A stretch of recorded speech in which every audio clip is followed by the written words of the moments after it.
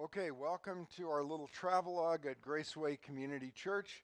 We're just going to relax here with friends and look at some pictures of the Egypt trip that my wife Naomi and I went on February 7 through 21 of this year. I was just mentioning this little guy. Anybody have an idea what this is for? No, it's a good idea. No, actually, what it is, and I was going to go get the other one because we've used it at home. But you take the fragrance. In this case, there's two jasmines. One's strong, and you stronger. You can put it on whatever. And the other one, you put some jasmine oil in here. Put a little bit of water, and then you put one of the here. I'll get it.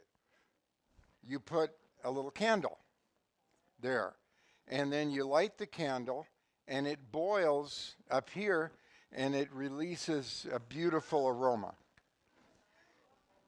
Huh? No, well, we're too cheap.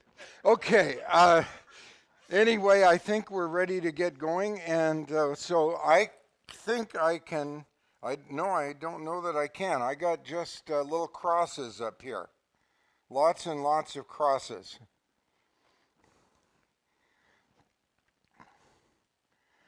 And we'll be off and running.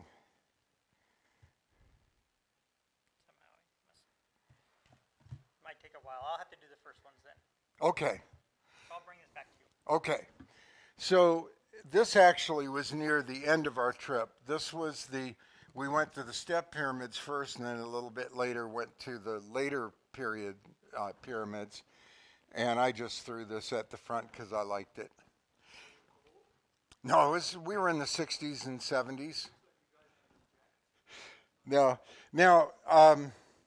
is this the first one? I thought there was a picture before this.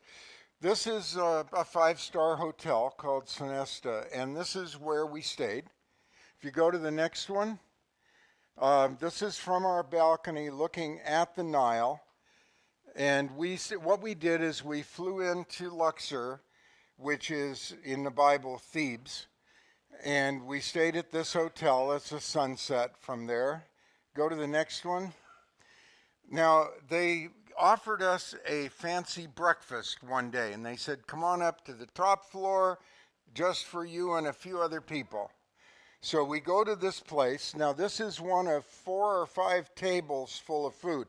Here is just like, I don't know what's on there, but on the left side, there was one area with maybe 8 or 10 things of cooked stuff. And so they had like 4 tables of food that were gigantic. And then they made us omelets fresh.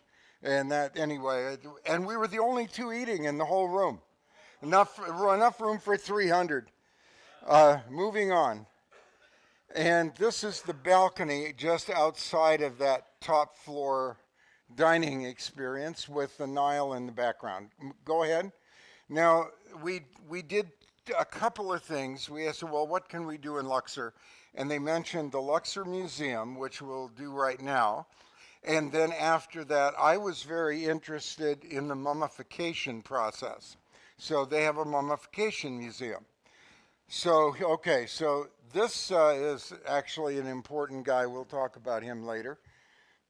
And now it's working. This is this Amenhotep III, which actually was the grandson of King Tut, and he's a fellow we're going to talk about a little bit. These are just pictures that we have of various things in. I don't remember who these statues were of, but we're just walking through the museum together at this point, seeing some of the ancient things that are there. You'll see quite a bit of this. I took a lot of pictures. You'll notice that dark thing coming off his chin there. The pharaohs often didn't actually have beards, but they strapped on beards up to their headdress and so on. And there would have been a mummy in there, and they're buried with a lot of things. And again, we're just wandering through the museum here. Now, the mummy of this guy, whoever he is, is there in the museum, and we got to take pictures of this fine-looking fellow. And still, from what I had learned earlier in my life, I was always told that the mummification process was a unknown thing. Nobody could figure out how the Egyptians. But look at the quality and the beauty of some of the instruments and knives. This was just sort of a toy boat kind of thing with all those characters in it in the museum.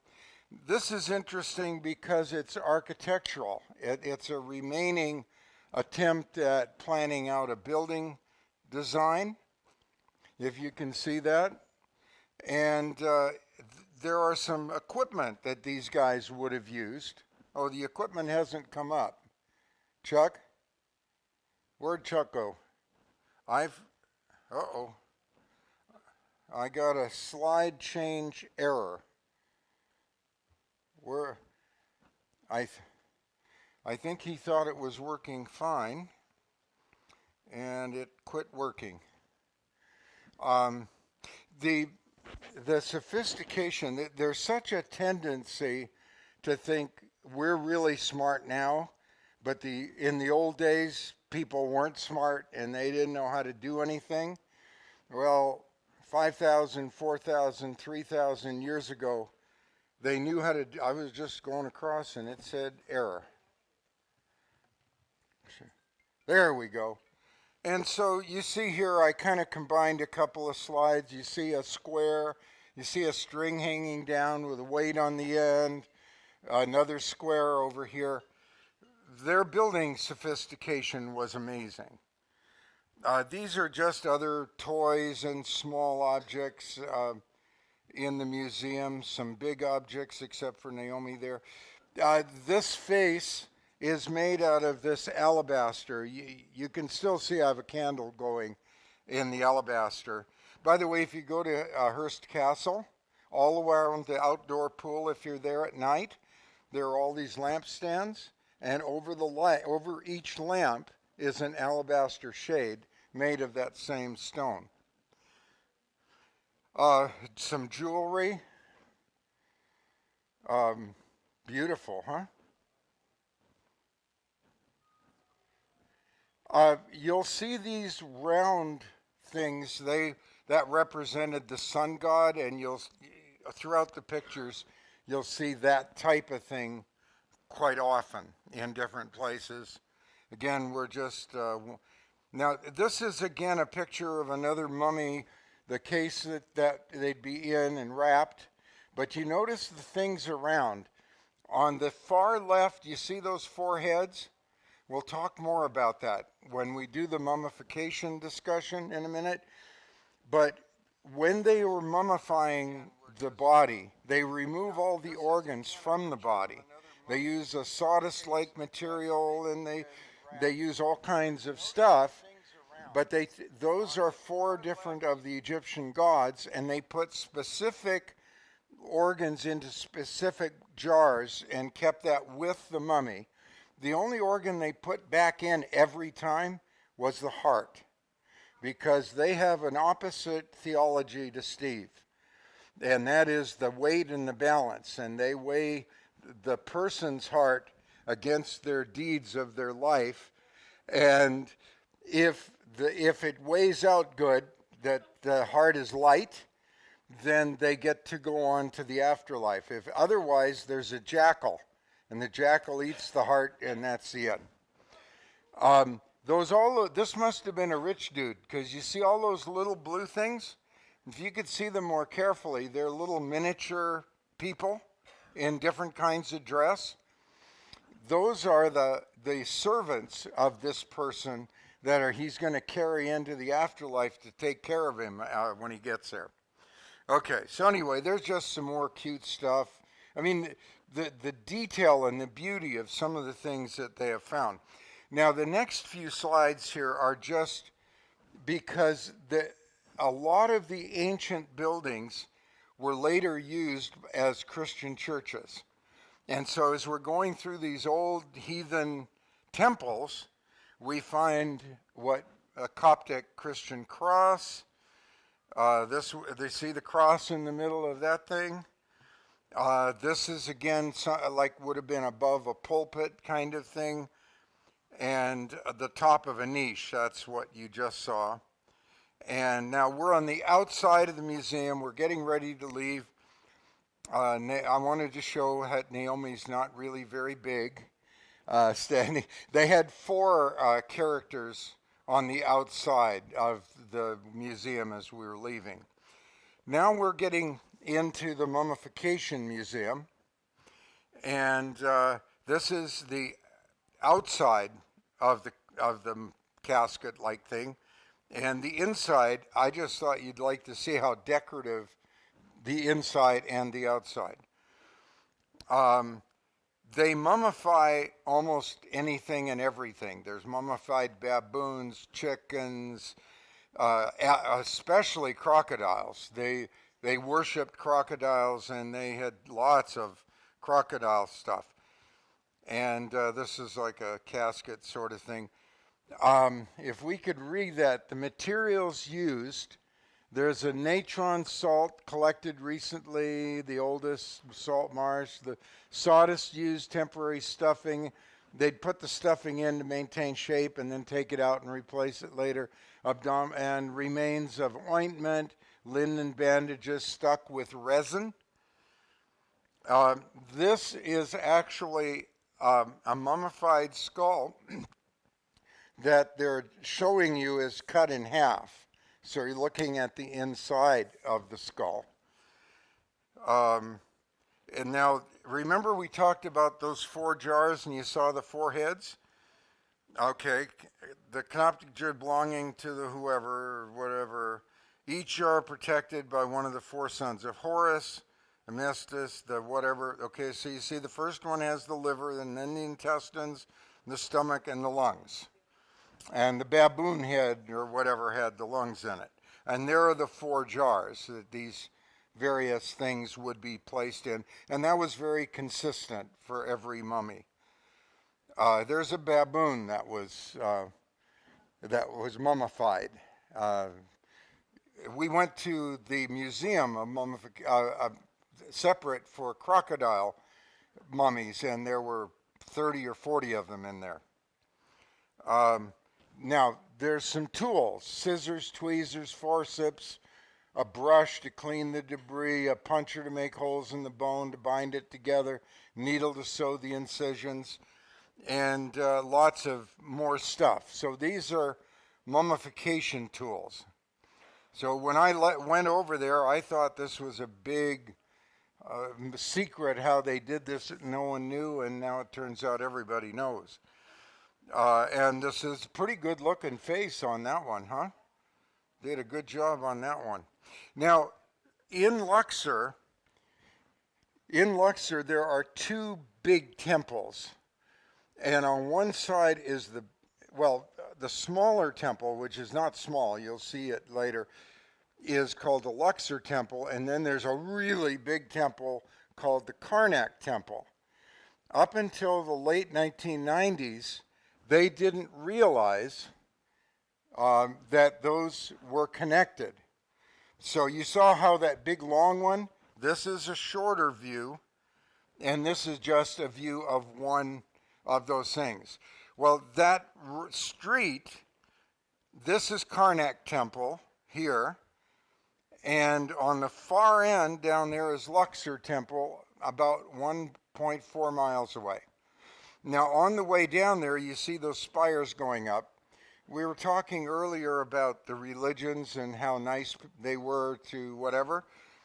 There are 3 official religions in the actual founding documents of Egypt.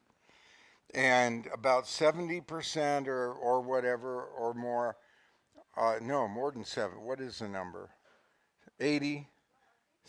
70% Muslim, and that's written in.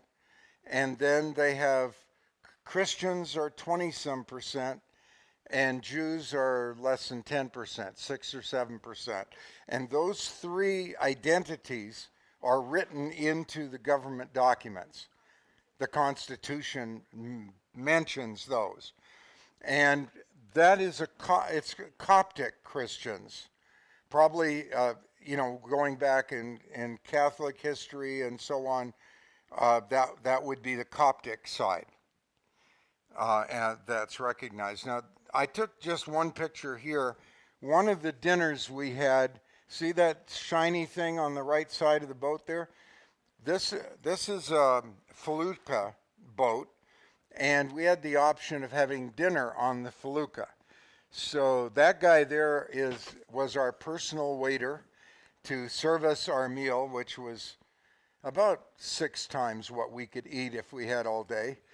And then they kind of asked us what we wanted and so on, and so they made a special meal, put it on there. That guy served us while we went for a boat ride on the Nile. Again, that's just our hotel and a view, another pretty view from the hotel. We wanted to go for a boat ride when we were in Turkey. A balloon ride, I'm sorry, of course.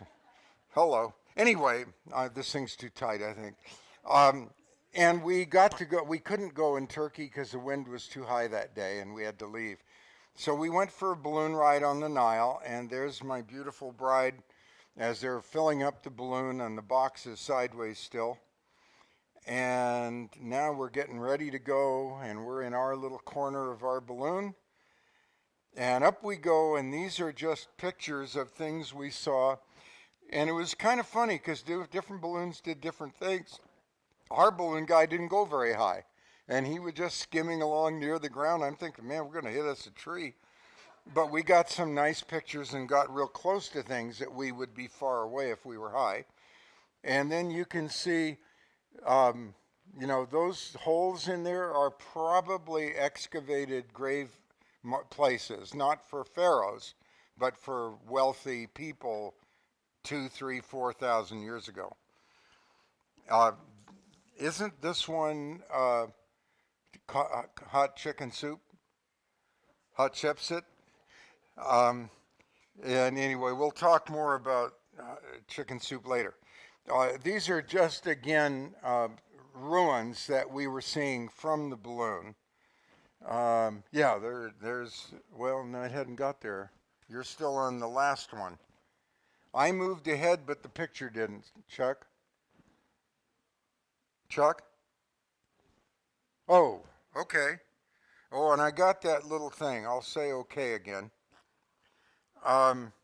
We have another picture of those guys from the front. This is from the balloon, and those things are just gigantic. I don't know how tall they are, but they're really tall. And then you can see the excavations of some ruins there, closer where guys picking up trash. You notice the bottles, the large jars and smaller jars and all that kind of stuff as they're working in these areas. Look at the massive area that they're working on. Many of these, there'll be an Italian area, and there'll be a U.S. area and a German area and all that. And they've been here for decades. One of the temples. Now this is actually a picture of, and we'll see a bunch of these for the Valley of the Kings, where the pharaohs were buried underground. The first kingdom, they buried them in the big pyramids, and then the next period, they buried them underground in the rock. And this, again, just looking down, it's just amazing. You're in a balloon, you look down, and I'm wondering, what in the world's in all those holes? I've been watching a few things on TV lately that are about ancient Egypt and how they're excavating, and they're digging a hole and they think they found something. And they often have a compound like this. The lower part, there looks like some trees or something. That's probably where the people are living that are working on this project. And here's another similar one. Now, this is just interesting to me because it shows the Nile. Now, and again, if you're thinking about religion and that sort of thing, the idea that they worshiped everything. But if you realize the sun always comes up out of the east, right? So life comes out of the east. So all the temples and all their worship and and they live mostly on the life side of the Nile. But then the sun goes and dies every night on the west. Well, you don't want, that's where you bury everybody, is where the sun dies. Okay? That's another little compound right next to where they're working and so on. I don't know which is which. But yeah. No. Well, working means they're digging, they're excavating. Many times they're going down underground. They're looking for. Well, in one case, I was last week on TV. I was looking in Alexandria, and they're trying to figure out where the queen or whatever. Cleopatra. They've never found her body and where she's buried and so on. It's a big mystery. And this person thinks they got it. And so they dug a hole like that, and then they found a tunnel, and then they find some artifacts, and they think it's the right time period, and they're all excited. Next year they think they're going to find the tomb.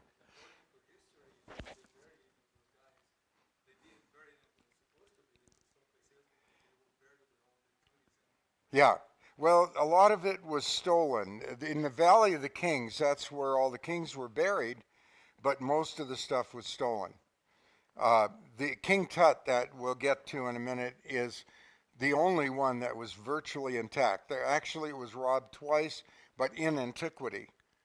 And then the people building the Ramses tomb built their huts on top of it and worked there for years and years and years, and it was, over. Now, this is Karnak Temple. We're still in Luxor. And they had something called the Light and Sound Show that we went to.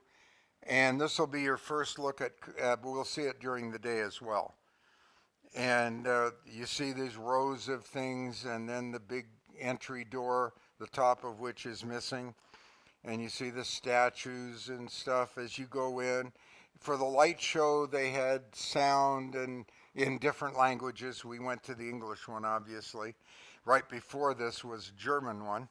And then they project on the screen these, pictures, and they're talking about what happened. And I like the pillars are very decorative and have a lot of symbology. Every temple had a lake for purity and for washing and cleaning and all of that. And we were, in the next picture, you can see where we were sitting above the lake, and they had different lights come on and so on. And then the show was over and you walked back out again. And I took some more pictures as I was going. I mentioned that I wanted to meet the captain. That's not the captain, but I'm sitting in the captain's chair there. And anyway, I got to know the guys, and whenever I got close by, come on in, have a coffee. Now, I want to take a minute on this slide and the next two. This is a plastic model of the Valley of the Kings. Now, if I was just using my computer and I could expand it and everything else, I could find King Tut's tomb there. I think it's number 52. No? I don't remember. Anyway, if you look at this, and I'll go to the next one, you see there's a road. Well, we walked up that road, and every one of those little black dots that you see along the road, every one of those is the tomb of a pharaoh. This is where the pharaohs were buried in the Middle Kingdom, okay? And they're all different ones, and King Tut's there too, next to Ramses III. Okay, now we'll go to the next one. This is just a close-up of what you just saw. So you can see those little black flags, and if we had better resolution, every flag is numbered. And next to this table is a thing, and it has all the numbers and the names of all the pharaohs. Okay? The next one is the picture that I'm excited about. This is taking a picture under the table of the Valley of the Kings. Okay? So every one of, you see all those little things? sticking down this way and this way and that way and that way, those are all exact replica scale models of the tombs that you can access from up above. Okay? For example, this guy right here. Okay? You enter here and you come down here and there's a big room, and then you go down steep and a big room and here and room and room. Those are all individual tombs. Now, King Tut's is really tiny because he died young and they weren't ready for him. So they took some tomb probably built for somebody else and fixed it up and put his stuff in it. But many of these are big and amazing. Okay? Now, this is just a picture of that road we were talking about going up. You see on the right there, there's a lot of people, and there's that kind of opening in the side of the hill. That would be where one of those flags were, and I don't know which one. And then after we went up most of the way and we were leaving, I just turned around and, whoa, there's a lot more road up there that we never went on. And that's just an extension of Valley of the Kings. But on the left, right there, that's obviously one. Right past it's another one, then another one. Those are all those little flags. Now this is Ramses IV, and you can see the entrance and all of that, and then he would have been buried down at the end of that thing. And this is what it looks like inside when you go down that long corridor. And so look at the ceiling detail. The drawings and paintings. The paintings on the wall really are like language, and they know how to read that. Now inside that room far down is a sarcophagus. And the interesting thing about that is that you notice that on the top, normally you don't see that because it's above your head, but one of the guides mentioned it, and so we kind of crawled up on something and took the picture. They always put the face of the burial person on the outside of the box. And when you take the lid off, they put the face on whatever the box is inside. And the reason is that in the afterlife, when the spirits come to get you, they don't know who's in that crate. But if they see the face and they recognize it, then they know who you are. Not such smart spirits. So again, just you see the inside and the decorate. I mean, that's 4,000 or 5,000 year old paint, William. This is 2000 BC. And that's that same big thing that I had the picture from the top. Look how much higher it is than my head. And all you got to do to get those kind of pictures is give money to the guides. All the places you're not allowed to go, you go. He saw me coming, man. He said, hey, come here. And well, come with me. And I'm like, there's a railing this high. What do you mean come with you? I'm not supposed to go there. No. You just come. Go right over. It's easy. And then you go over, and then inside there's 3 rooms that nobody else gets to see, but then you give them money. Okay, so this is Ramses IX. You can see there's some rooms going down it's not as steep, and you can see the architecture of that. Now, and this would be the door you would go through here to get in there, and that's Ramses IX. And these are just some pictures so you see what it's like to be in that tomb. And so you see it's long, but it's not real steep. Some of them get really steep. And I just took pictures. Some of them, the colors faded. This was interesting to me because you can kind of see down into and then at the end there's this room. Okay, this is Ramses, it hadn't caught up yet. Ramses III. He's a big guy. He lived for a long time and had a lot of kids, a lot of wives, and what's unique about him is all those 50 kids or whatever 80 kids he had, he involved them in his government, and they were people he thought he could trust. But see the massive nature of his tomb. Most of them don't have pillars. But this one, you see that room at the end almost? It's got pillars in it. And this is going into this tomb. And some of the pictures that I took on the inside. Beautiful, beautiful stuff. Here's a niche and really strong, strong color on the pictures. There are multiple little side rooms like this. I think they tried to tell us what those little side rooms were for, but I don't remember. I thought that was a particularly pretty picture. See the snakes there, and I had a bunch more of these I cut out.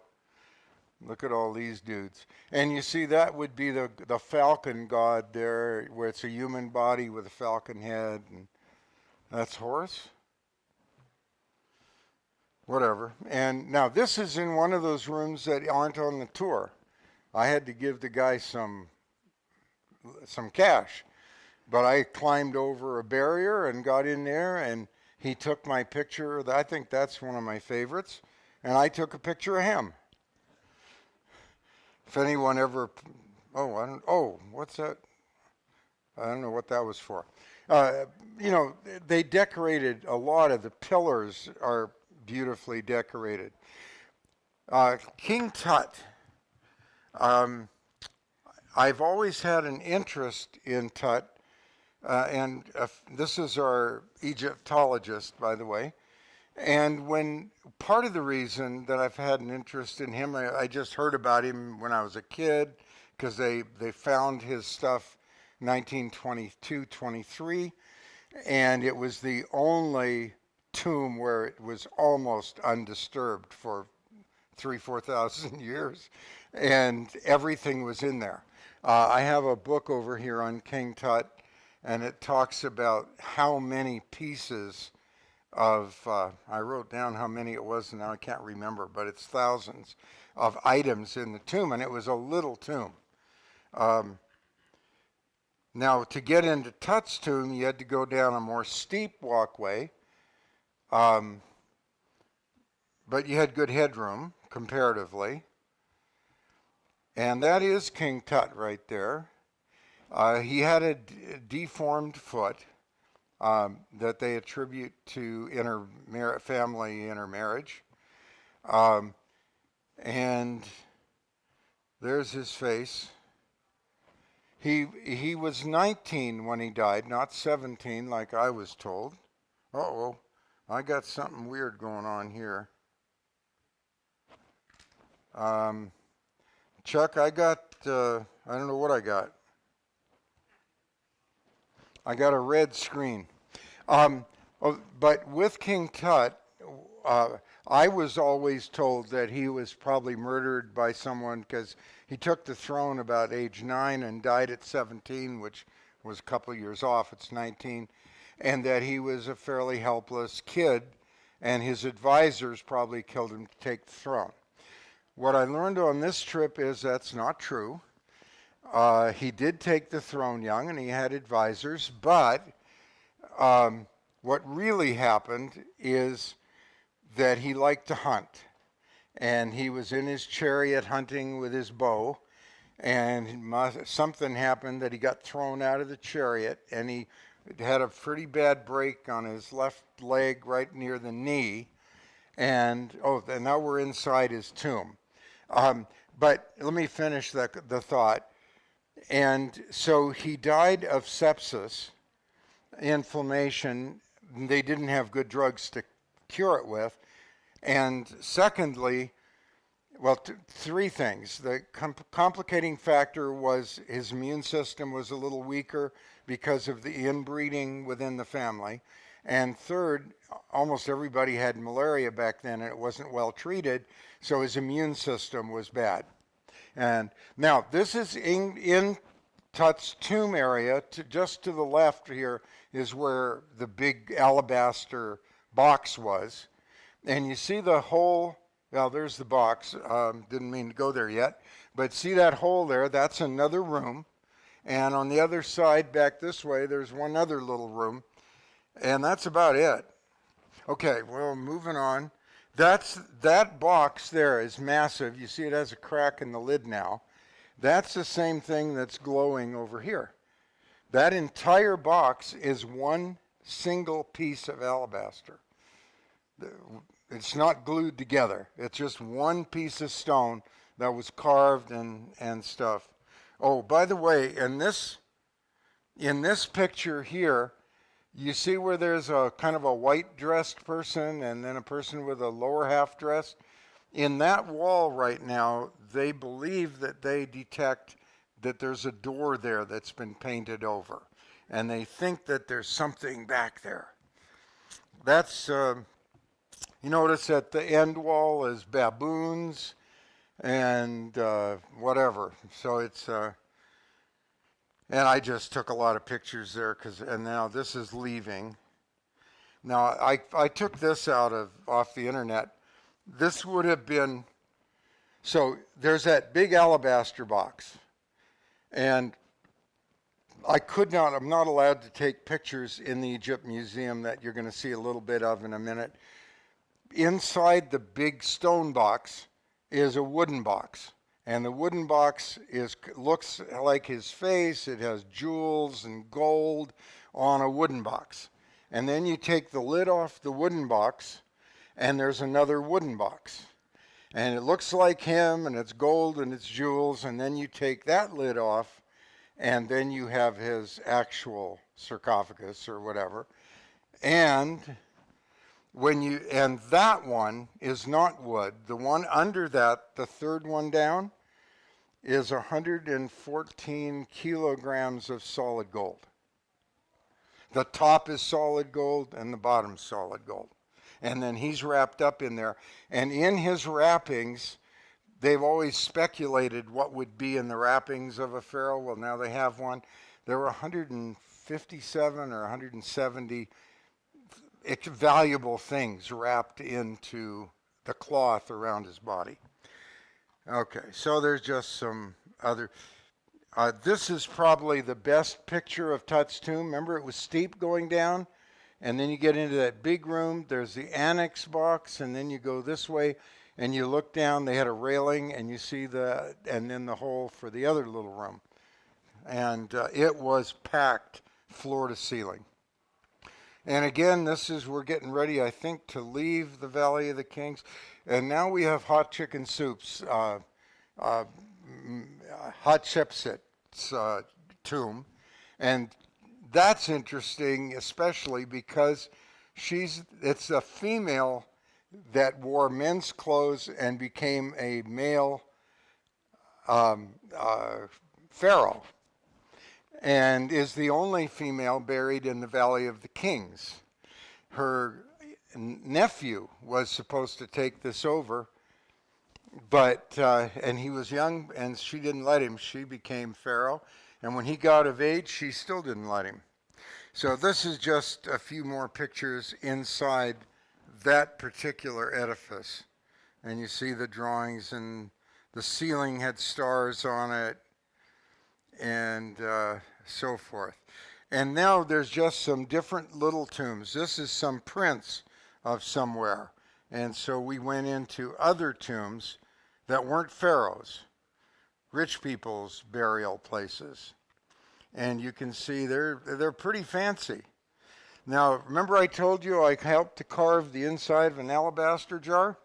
That's what I'm doing there. I'm sitting on the ground and I'm turning a thing like this and it's going around and cranking out the inside of the alabaster thing.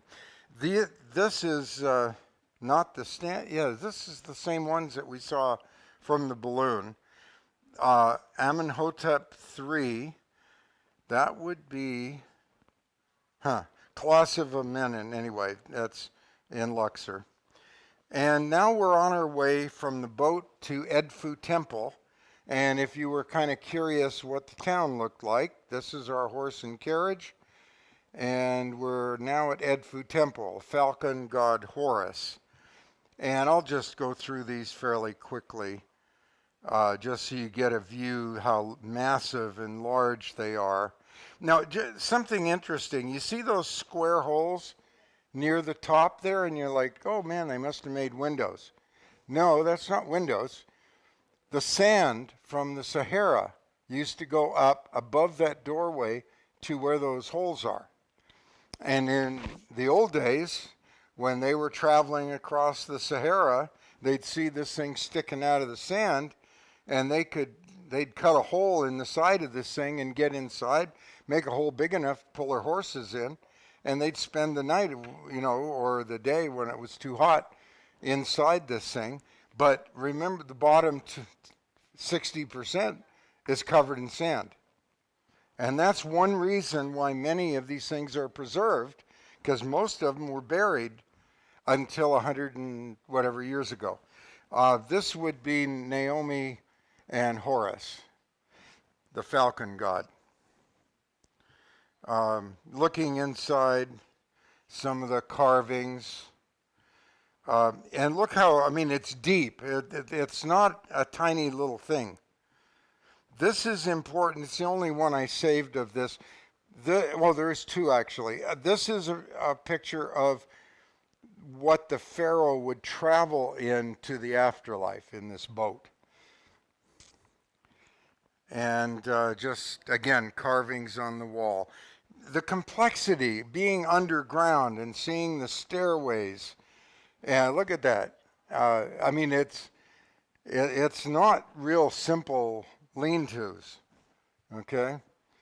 And those pillars are massive. The drawings on those walls,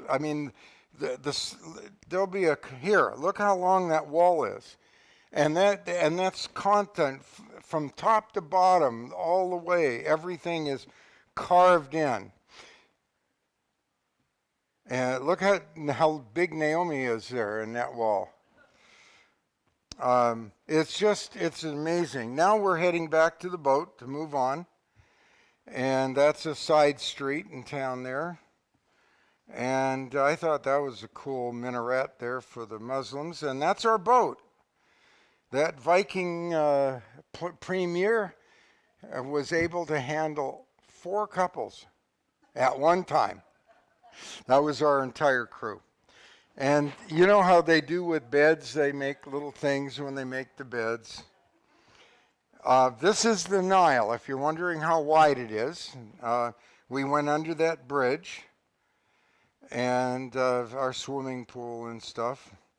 Now, remember I was telling a couple of you when we were going upstream, by the way, the Nile's the only large river in the world that flows south to north. Every other river flows north to south. And we're going up, and if you look, it went away. A little bit left to center, you see that little bump up there and a little tower there? Well, you see all those boats? There were like 30 boats there, or who knows how many, tons and tons of boats. And that's a better view of the temple that we wanted to visit. And our Egyptologist said, he said, with that many people, let's just keep going, we'll rearrange. And so we stopped there on the way back. Now, I told you I'd show you the tools that were used to create the pyramids and everything else. This is actually the unfinished obelisk near Aswan Dam. You see those 2 little rocks there? They're about this big. Okay, if you were making a 20-ton block of stone to put on a raft and take 180 miles downstream to build a pyramid, that is your tool. You and 1,000 of your new best friends. And when you have that tool in your hand, you are dangerous. You see, you look at Naomi, that's the top of the unfinished obelisk, and it cracked and they couldn't use it. You notice the side of that obelisk? This is a quarry, so that's one solid big stone, right? There were 1,000 really friendly fellows with that pecking away and scooping out the sand and pecking away, and you see the width of that opening on both sides, and at some point they're going to cut the bottom out too. And you can see it better from here. See that the dark area on both sides? That's where they used that stone and made that obelisk. And of course, there's a lot of puppies. Now we're at Aswan Dam. which is, it seems like you're at the ocean. It is massive. And that gives you, that's just a diagram. I had tons of pictures about that. Now we're on the way to Philae Temple. It's on an island, and we're approaching it. You can see it off in the distance, and I'll try to move quickly through these.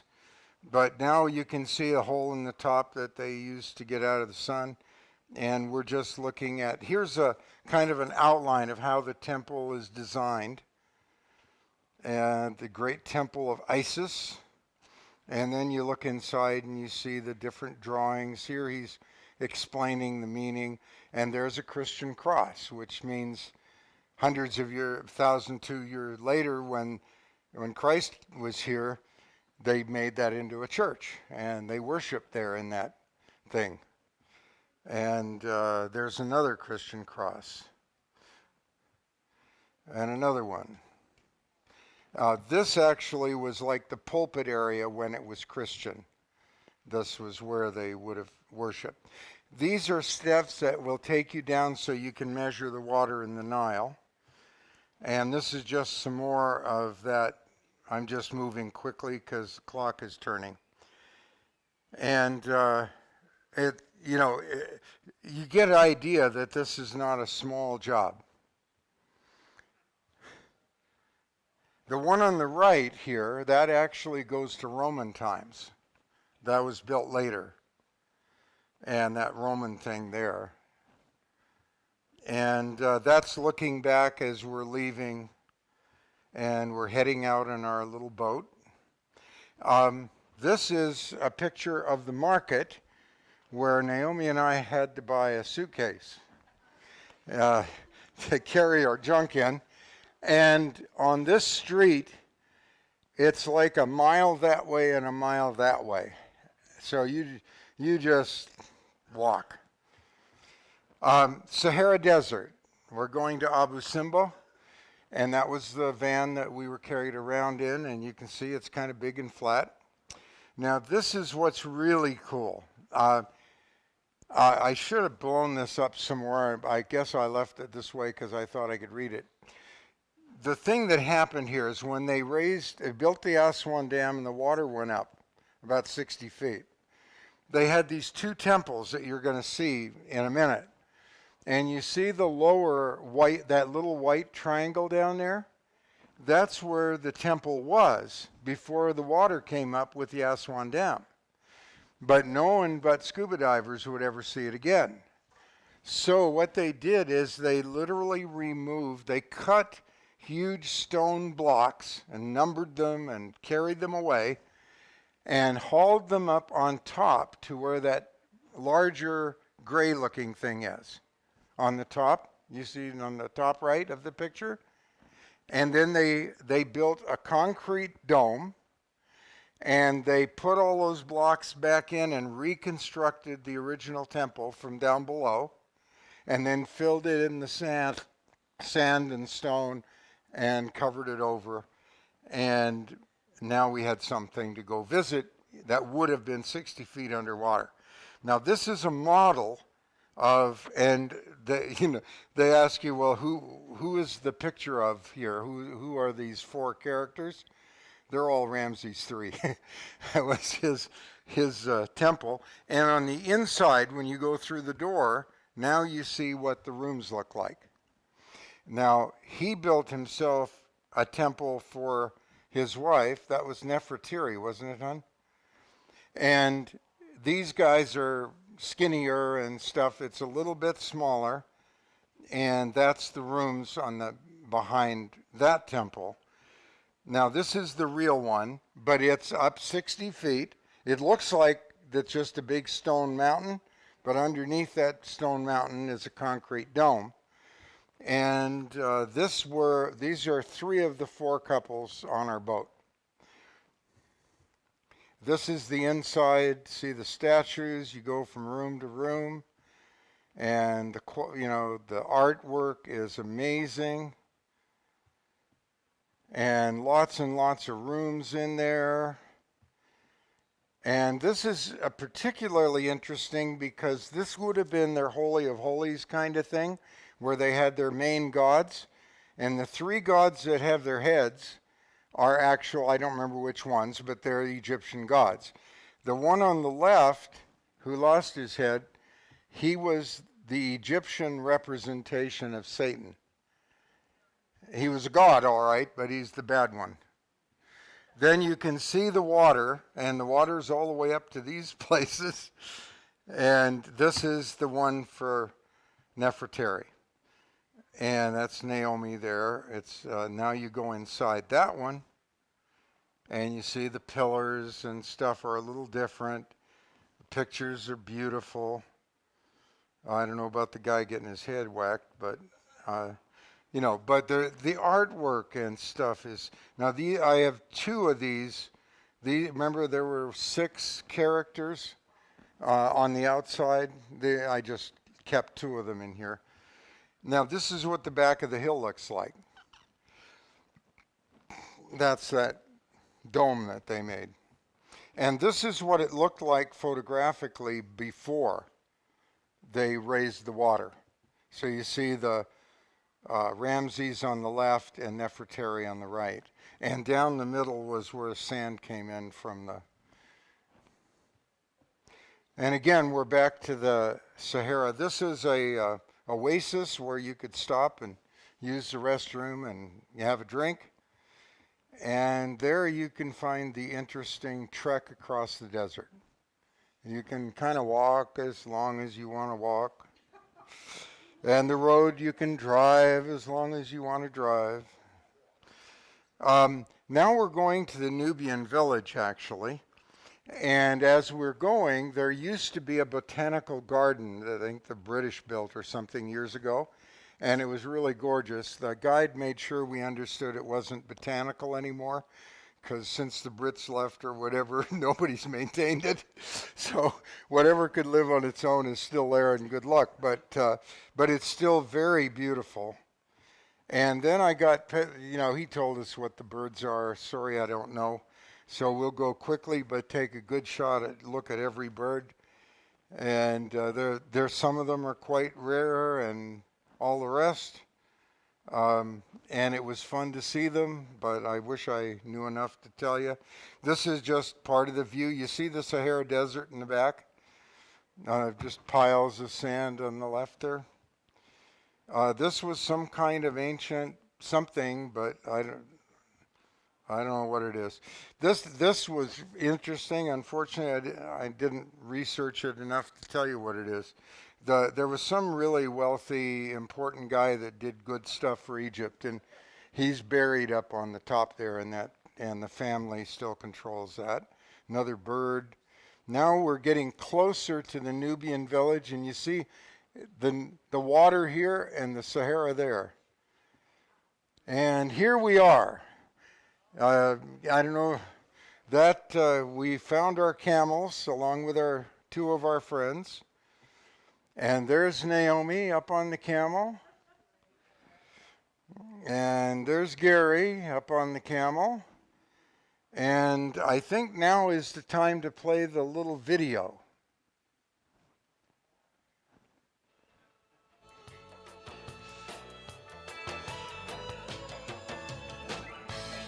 Only one horn to hang on to.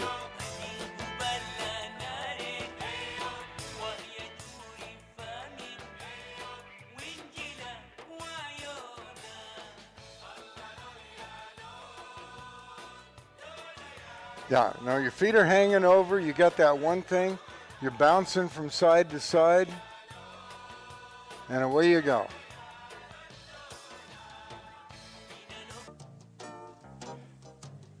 And see, we're on, the guy shooting the pictures on the boat here, and that's Naomi and me.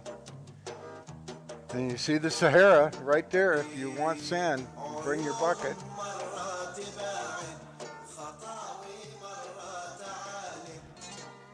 And this is a village and where the shops are, and the end of our journey on the camels. The interesting thing about riding a camel, they tell you when they're ready to get the camel up, lean as far back as you can, because what happens is the camel raises his back legs first. And if you're not leaning far back, you're off the front. So anyway, that was kind of cool. And then once he got his hind legs up, then his front legs come up. You need to see Naomi holding a crocodile. In the Nubian village homes, every home has lots of crocodiles. Now that one is a stuffed one. But they worship crocodiles, I guess.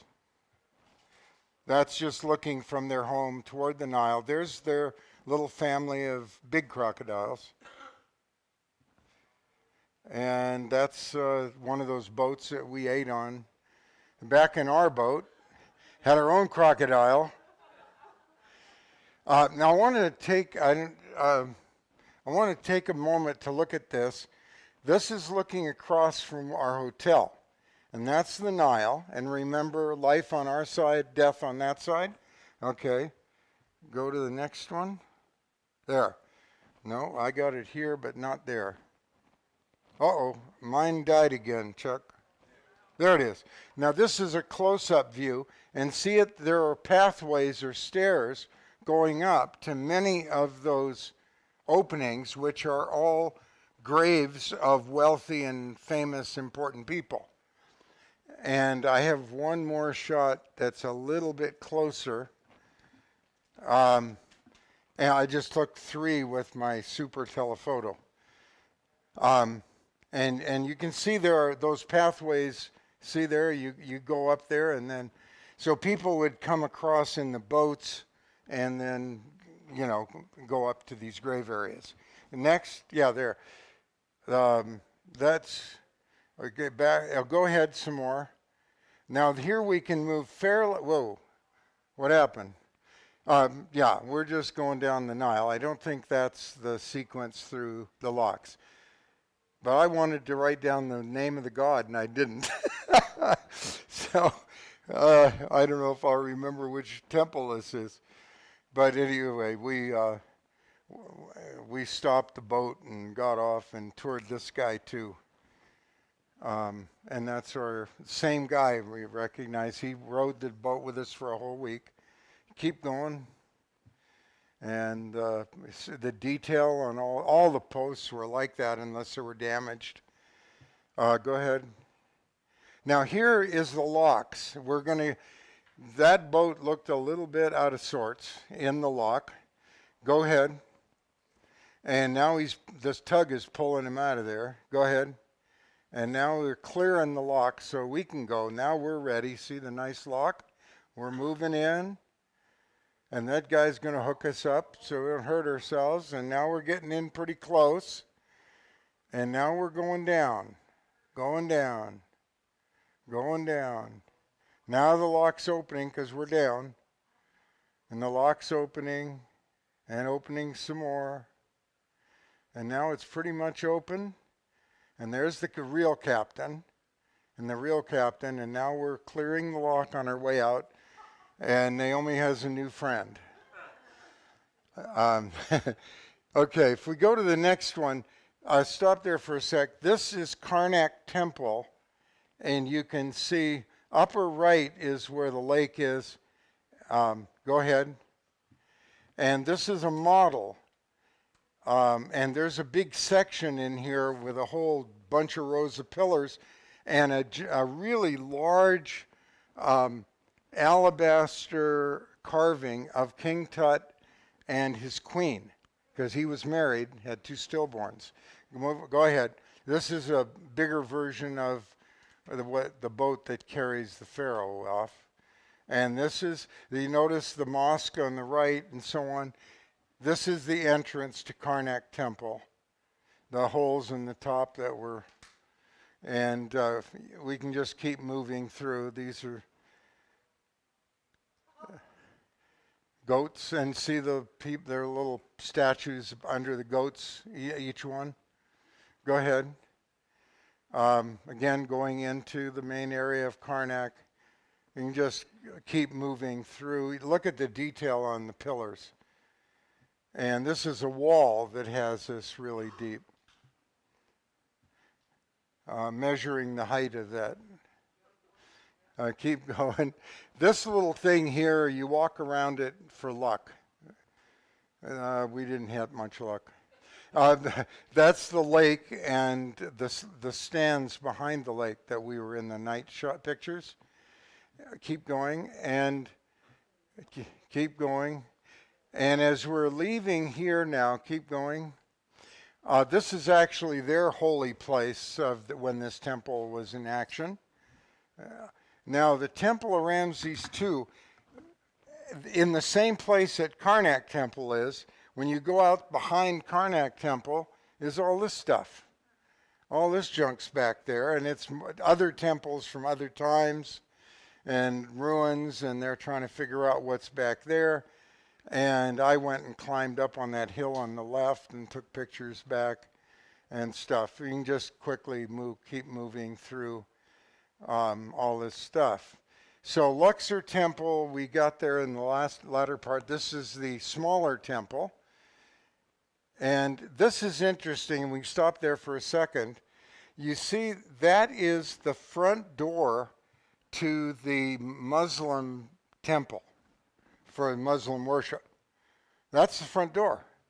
And that's obviously where the sand was, because that's where they'd walk up and go right in through that door there. And this is Luxor Temple, the rest of these pictures. You can just take a moment on each one quickly and move on through.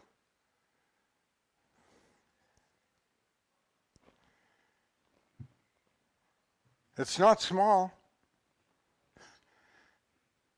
but it's a lot smaller than the Karnak. Now, stop here a sec. This is our 8 people that are on our boat. The couple on the right never really went anywhere. Wherever they went on their own. Anyway, moving on. Yes. Now the golf. Someone asked about golf. This is Luxor Golf. And go next. That's the pro shop.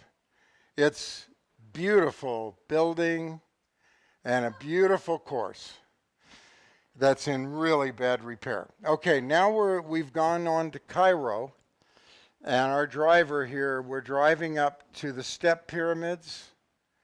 Go on. This is kind of what it looks like going down into the pyramid. That handrail is like this high, and the top is about that high. Go ahead. That's the height. A little bit more than waist height for me. But we're right there. I mean, we've got 150 million tons of rock on top of us. We're down in the middle of that pyramid. And that's a small opening. But look at all the little writing and everything on the wall. Go ahead. That's where somebody was buried at one time. And that's inside the sarcophagus. And the writing. And that's how tall it is for Naomi. And that's, crawling out, part of it. Tombs of non-pharaohs. That was our guide that day, a different guy now because we're not on the boat anymore. And you can keep going, just see the graphics there again. That's the tomb that we were in. Some of these are not deep. Now that's a step pyramid. It was built that way. They literally just brought big blocks and made a big one and a smaller one and a smaller one. This is is a temple, and I don't remember the details of it. And the temple had these niches where you could worship different of their gods. Go ahead. Like you can see, they're tall and they're like little alcoves, lots of them. And that's another picture of the step pyramid. Go ahead. Go ahead. This actually was kind of an ancient Egyptian thing, but then it was also used as a Christian thing later on. And just glance at the pictures and move on. Inside one of the tombs. This thing's getting hot.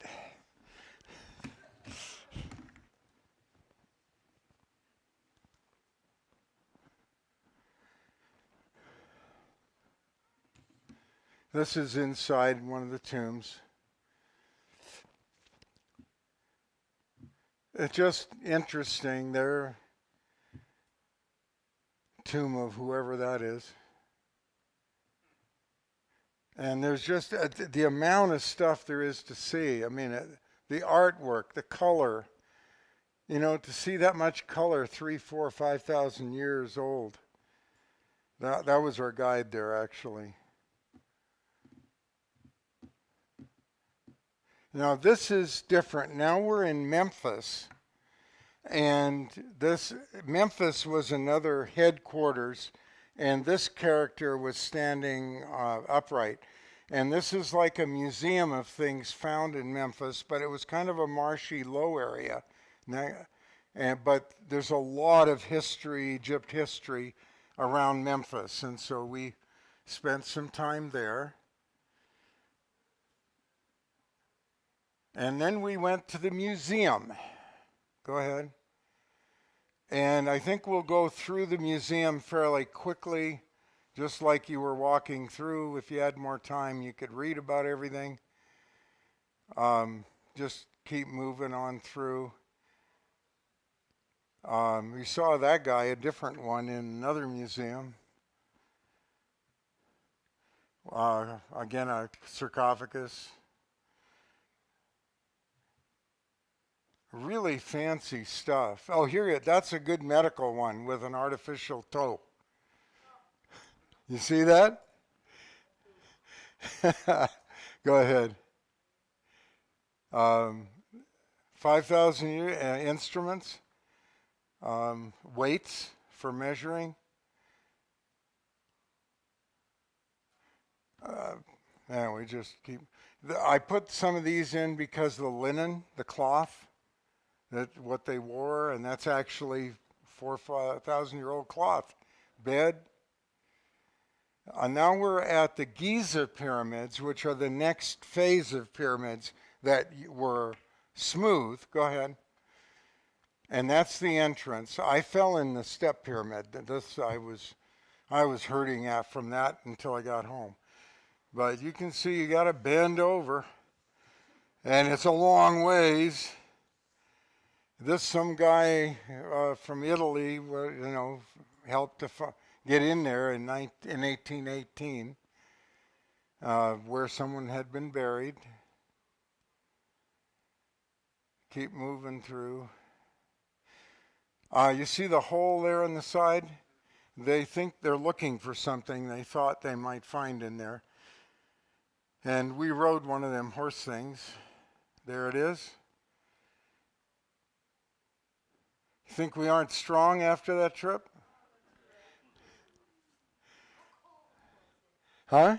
It was in the 60s, 70s, high 60s. That's a giant Sphinx. And that's next to this, whatever this building was. And that's saying goodbye to Giza. Now we're at the catacombs, and it was probably originally Egyptian, but then there's Roman and Greek influences there also. Alexandria. And we're going 60, 90 feet underground here. And all these burial places that were discovered there. So we can keep going. See all the carving, and we're way down. But there's Roman and Greek stuff in as well as Egyptian.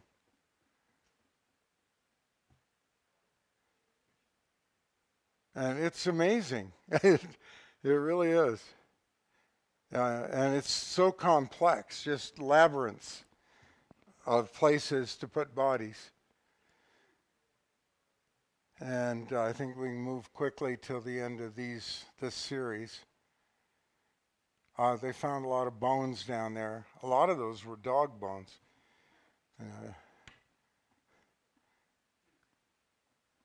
And now we're out. That's some sarcophagus above ground. And this is a whole new thing.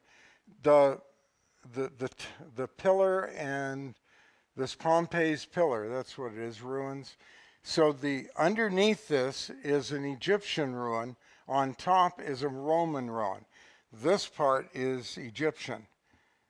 Move fairly quickly, you can get a feel for what it is. And that's the Roman part. That's probably more Egyptian. Now here we're going down and underneath, and look at that. Tunnels underneath, and this was a worship area. They were worshiping a cow there.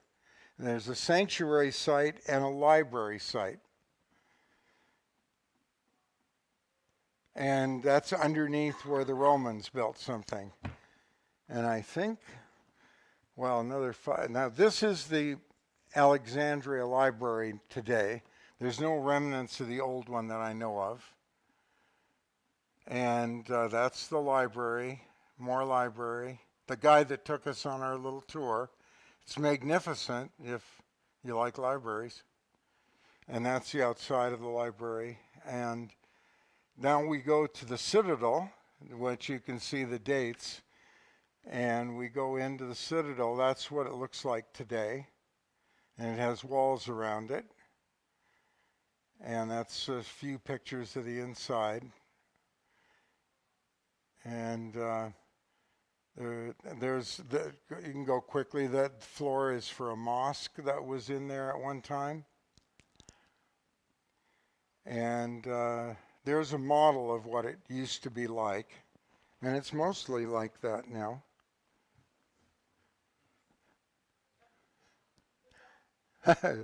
Cannon. Now this is the Egypt Museum. Go ahead. That's the founder of the museum, and that's a copy of the Rosetta Stone.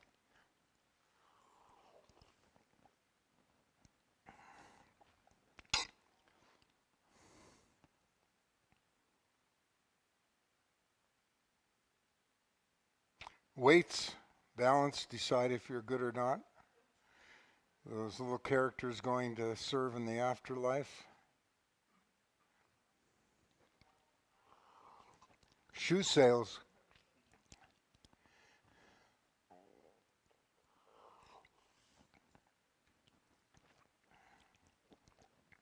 Fine chariots, man, to fall out of.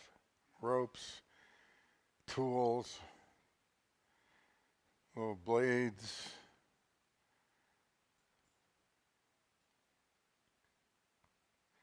Flutes, ivory, see all those little sun god things?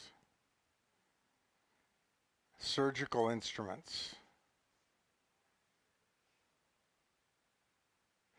Knives, blades, forceps, medical hooks, knife. Those are hat pins. These are toys with little wheels. Games, toys, bow and arrow,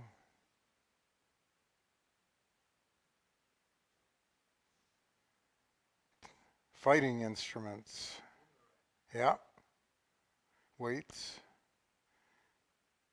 construction stuff, bed.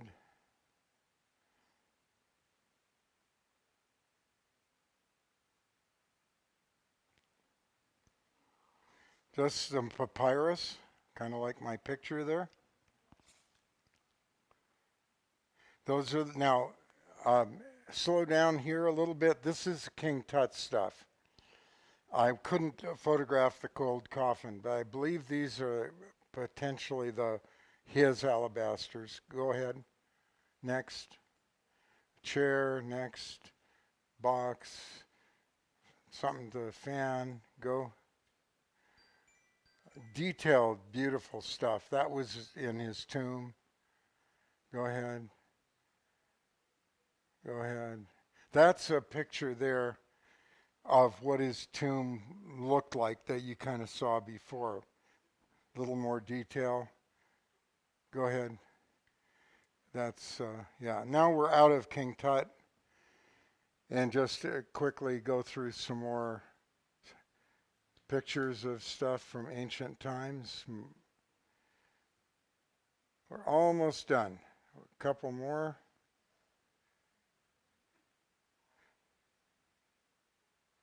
The Falcon God.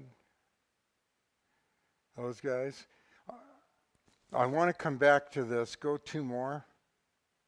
I want to come back to this guy. This is the Seventh-day Adventist Church in Cairo.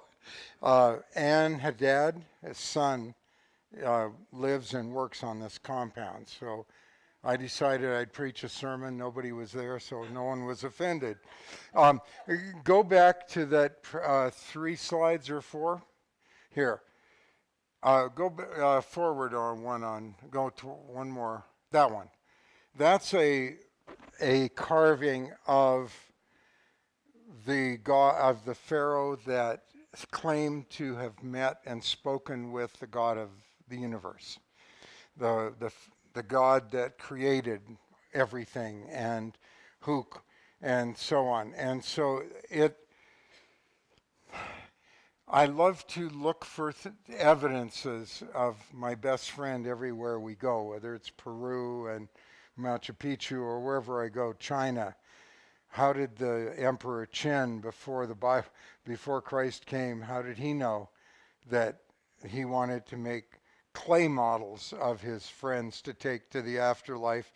And the reason was that God made the original people out of clay, so he figured God could breathe the breath of life into his clay creatures too, and he could have all his friends with him in the afterlife. You know, it's a touch of what's written in the Bible that was known to him. And from this guy onward, the art changed. The very stylistic kind of Egypt thing became more fluid. He built a whole new capital city. He made it illegal, basically, to worship any other god except the one true living God. But it appears that he didn't take revenge on those who were disobedient to that. It was not the thing to do. You can imagine the politicians and the priests, of which there were many, were not happy with this guy, but you don't argue with Pharaoh and live. And so he survived his 17 years, and then King Tut was the one who came along and reversed that and reinstituted the worship. But finish up with King Tut real quick, and we're done basically. And that is, he died at about 19. He died of that sepsis thing. Part of how we know that, in addition, reason they thought he was injured, they found a couple little bits of bone in his skull, but they now determined that was because when they were doing mummification, they would liquefy the brain and remove it in mummification, and they must have nicked a couple little bone fragments. So the other thing was that when he died, his wife was afraid for her life, and she was 26 when he died at 19. And so what she did is she needed quickly to find a new king that she could marry that would not kill her. And they were at odds with the Hittites. And so she sent a message to the Hittite king asking for one of his sons. At first, the Hittite king thought she was nuts, but then he thought about it and did some research and sent one of his sons to marry her. Unfortunately, the Egyptians didn't like that, so they killed the son on the way. And she ended up being married to one of King Tut's advisors, who then married her, and they lived happily ever after, I guess. Nobody knows about that part. So that's kind of, the rest of the story. Yeah.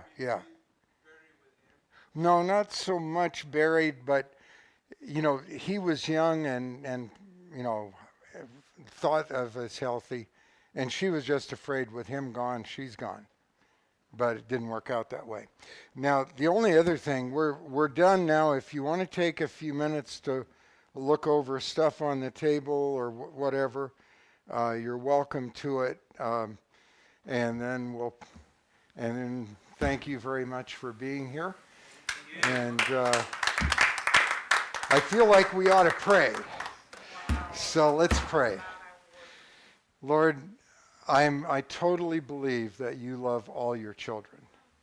You love the children that don't look like me and some that do. And you love your kids long before parts of the book that I love so much were even written. People living in different places. And Lord, you are awesome and you are great. And you're my best friend. And I thank you for living in us, allowing us to live in you, that we can hear your voice. You say that your sheep hear my voice. And we are all your children. Thank you, Lord, in Jesus' name. Amen. Thank you, guys.